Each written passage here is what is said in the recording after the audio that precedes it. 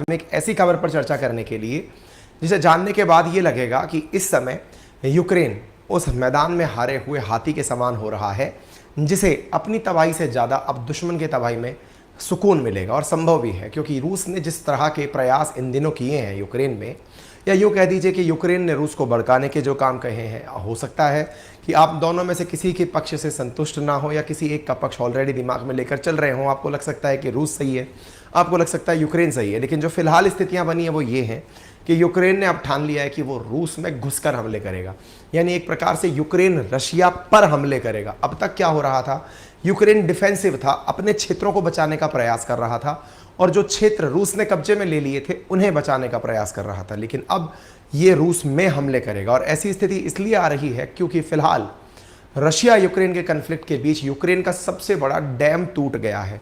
उस डैम के टूटने के बाद मानवीय आपदा इतनी आई है कि दुनिया भर से रूस का क्रिटिसिज्म हो रहा है। रूस का कहना है कि ये हमने नहीं किया, जबकि वास्तविकता यह है कि वो डैम जिस जगह स्थित है उस डैम के टूट जाने से पूरी तरह जनजीवन अस्त व्यस्त हो गया है। देखते हैं आज के सेशन में, समझने का प्रयास करते हैं रशिया यूक्रेन में आफ्टर ऑल चल क्या रहा है। आपके सामने यहाँ पर एक खबर दिखती है और वो ये है कि यहाँ पर आप खबर देखते हैं और दिखाई देता है कि Ukraine counter offensive action have begun, Zelensky ने कहा है। जेलेंस्की ने कहा है कि हमने अब काउंटर ऑफेंसिव यानी कि हमारे ऊपर हमले जो हो रहे थे हमने पलट के जवाब देना शुरू कर दिया है।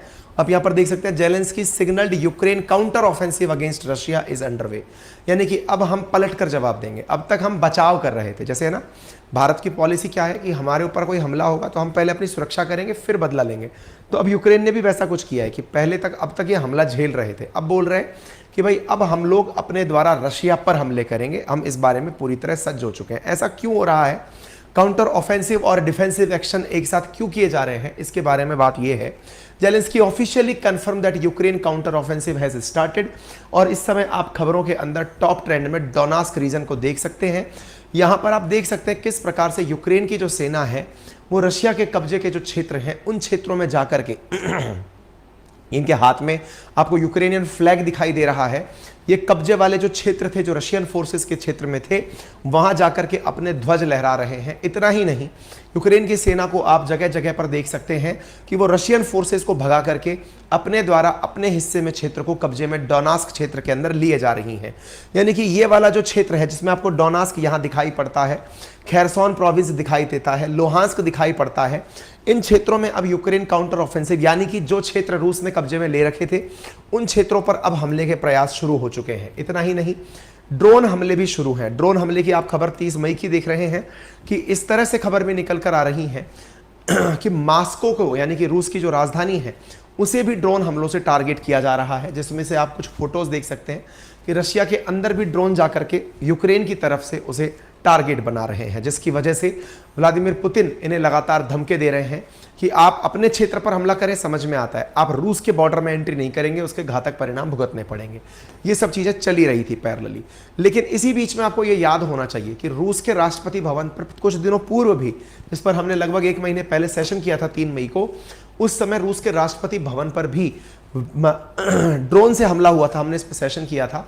हालांकि यूक्रेन ने साफ इनकार कर दिया था कि उसके पास ये टेक्नोलॉजी नहीं है कि वो अंदर घुस करके रूस को मार दे, वो अपने ही क्षेत्र में बचाव कर रहा है। लेकिन अब जब इन्होंने खुद कह दिया है कि अब हम हमले करने के लिए तैयार हैं, इसका मतलब कुछ तो ऐसा हुआ है जिसकी वजह से मामला बिगड़ा है। तो वो क्या हुआ है मैं आपको बताता हूं। देखिए हुआ क्या है, रशिया के द्वारा यूक्रेन का एक सबसे बड़ा डैम है जो कि उनके नीपर नदी के ऊपर स्थित है, उसे तोड़ दिया गया है। यूक्रेन के सबसे बड़े डैम को देखिए, डैम ना केवल पानी के लिए संचय स्थापित करने के लिए, बांध जिसे आप कहते हैं, बांध का जो उपयोग है असल में वो केवल पानी स्टोरेज के लिए नहीं होता है, बल्कि उससे आने वाले समय में सिंचाई का काम भी किया जाता है, पन विद्युत यानी कि बिजली का उत्पादन भी किया जाता है। तमाम कार्य जो हैं वो डैम से किए जाते हैं। तो डैम से होने वाले सभी कार्य इस वजह से प्रभावित हो जाएंगे। तो प्रभावित हुए कामों को रोकने के लिए कि भाई अब इसका रिटेलिएशन क्या हो, तो रिटेलिएशन के लिए इन्होंने कहा है कि तुम लोगों ने हमारा इतना नुकसान पहुंचा दिया है, इन्होंने इतना नुकसान पहुंचा दिया है। हाँ भाई, एक बालक लिख रहा, हाँ जी, तो यहाँ पर आप देख रहे हैं कि ये जो आपके सामने वीडियो में दिखाई दे रही जगह है, ये उस डैम के टूटने के बाद विस्थापित होते लोग, घरों के डूबते हुए दृश्य दिखाई दे रहे हैं। डैम क्या होता है? पानी को रोक करके जो बनाया गया बांध होता है ना, वो। रॉयटर्स की रिपोर्ट के मुताबिक पानी जंग के मैदान तक पहुंच गया है, जहां पर जंग हो रही है वहां तक मैदान पहुंच गया। 80 गांवों का बाढ़ का खतरा बन गया है। खैरसोन प्रोविंस के अंदर पानी भर गया है। ये क्षेत्र है कहां? तो देखिए, ये नोवा खाकोवका करके ये डैम है। कहां पर स्थित है? यूक्रेन और खैरसोन प्रोविंस के बीच का ये जो क्षेत्र है, यहां पर ये डैम स्थित है। इस जगह पर कौन सी नदी पर स्थित है? तो निपर नदी पर स्थित है। साथियों, ये जो नदी है ना, इस नदी पर स्थित ये डैम है। आप इसे देख सकते हैं किस प्रकार से दृश्य दिखाई दे रहे हैं। मैं आपको दिखाने का प्रयास करूंगा। ये निप्रो करके नदी है। निप्रो नदी के ऊपर ये खारकोनावा करके डैम है। इस डैम को तोड़ा गया है। इसकी वजह से ये वाला जो क्षेत्र है, इस जगह पानी भर गया है। और यहां पर जो पानी भरा है, इस पानी की वजह से यहां जनजीवन अस्त व्यस्त हो गया। आपको ये टूट करके, डैम के टूटने से जो दृश्य दिखाई दे रहा है, इससे आप अंदाजा लगा सकते हैं कि कितना बड़ा जल त्रासदी यहां पर हुई है। लोगों की सैटेलाइट इमेजेस ये बताने के लिए पर्याप्त है कि पहले और अब में कितना अंतर आ चुका है। इतना ही नहीं साथियों, सैटेलाइट दृश्य बता रहे हैं कि लोगों के घर पूरी तरह तबाह हो चुके हैं, पानी में डूब चुके हैं। और संभवतया जब ये खाकोवका करके डैम टूटा है, जो कि रूस के कब्जे वाले इलाके में है, और चूंकि यूक्रेनी सेना वापस से रूस के कब्जे वाले हिस्से को खाली कराने आना चाह रही है, ऐसी स्थिति में इस डैम का टूटना ये मैसेज देता है कि रूस ने कहीं ना कहीं, खुद ने तो इस डैम को नहीं तोड़ दिया ताकि यूक्रेन की फोर्सेस अंदर ना आ पाए। डैम पर रूस ने हमला किया है, ऐसा आरोप लग रहा है। जेलेंस्की का कहना है कि उन्होंने इस बात के लिए इमरजेंसी मीटिंग बुलाई है। खैरसान रीजन, जिसके माध्यम से रूस का कब्जा है, जिस जगह पर कब्जा है, उसके 30 किलोमीटर दूर ये नौका खवो का बांध है। साथियों, इसी बांध के पानी से जो जपोर्जिया करके यूक्रेन का जो सबसे बड़ा पावर प्लांट है, जो न्यूक्लियर पावर प्लांट है, उसको भी कूलिंग के लिए पानी दिया जाता था। तो इतने बड़े बांध का टूटना और वो एक बम से टूटना, अब एक दूसरे के ऊपर आरोप प्रत्यारोप चल रहे हैं। रशिया कह रहा है हमने नहीं तोड़ा, जेलेंस्की कह रहे हैं हमने नहीं तोड़ा। अब किसने तोड़ा? जिसको फायदा हुआ उसने तोड़ा। किसे फायदा हुआ? एक तरीके से देखा जाए तो इसमें यूक्रेन का क्या फायदा है? यूक्रेन का फायदा यह है कि जिस क्षेत्र में पानी फैला है, वो पानी पूरी तरह से अभी रूस के कब्जे में है। रूस के कब्जे वाले क्षेत्र में पानी फैला है। ऐसी स्थिति में रशियन फोर्सेस और टैंक चल नहीं पाएंगे, नंबर एक। लेकिन इसका फायदा रूस को भी है। रूस को यह फायदा है कि यूक्रेन जो इस प्रकार से हमले करते हुए वापस आ रहा है, उस कब्जे वाले हिस्से को छुड़ाने के लिए वो शायद अंदर ना आ पाए, क्योंकि पानी फैला है। अब दोनों के अपने अपने एविडेंसेस हैं, लेकिन मानवीय त्रासदी इतनी हो चुकी है कि दुनिया भर के लोग इस समय क्रिटिसिज्म के लिए उतरे हुए हैं। लोग बाढ़ में घिरे हुए हैं।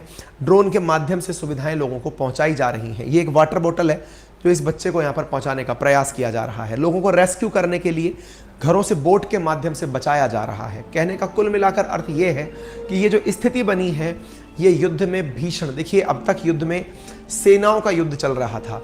ये माना जा रहा था कि सिविलियन को टारगेट नहीं किया जाएगा, लेकिन केमिकल वेपन का होना, बायोलॉजिकल वेपन का होना, डैम का टूटना, ये सब वो चीज़ें होती हैं जिससे आम जन प्रभावित होता है। 40,000 से अधिक लोगों के प्रभावित होने की सुर्खियां यहाँ पर निकल कर आ रही हैं। ठीक है, आप यहाँ पर देख सकते हैं नावोकवा का डैम है जिसके ऊपर टूटने की बात आ रही है। तो इस तरह की न्यूज़ निकल कर आ रही। तो ऐसी स्थिति में अब बवाल ये हो रखा है कि किसने इसको उड़ाया। तो जिसको फायदा हुआ उसने उड़ाया।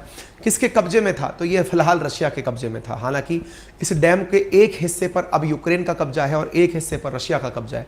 दोनों उत्तर और दक्षिण में बैठे हुए हैं। एक तरफ यूक्रेन है, एक तरफ रशिया है। दोनों में से कौन किसके ऊपर आरोप लगाता है ये तो ईश्वर जाने, लेकिन इससे नुकसान किन्हें हुआ? इस डैम के पानी से इस पूरे क्षेत्र में कृषि होती थी। क्रीमिया के अंदर कृषि होती थी।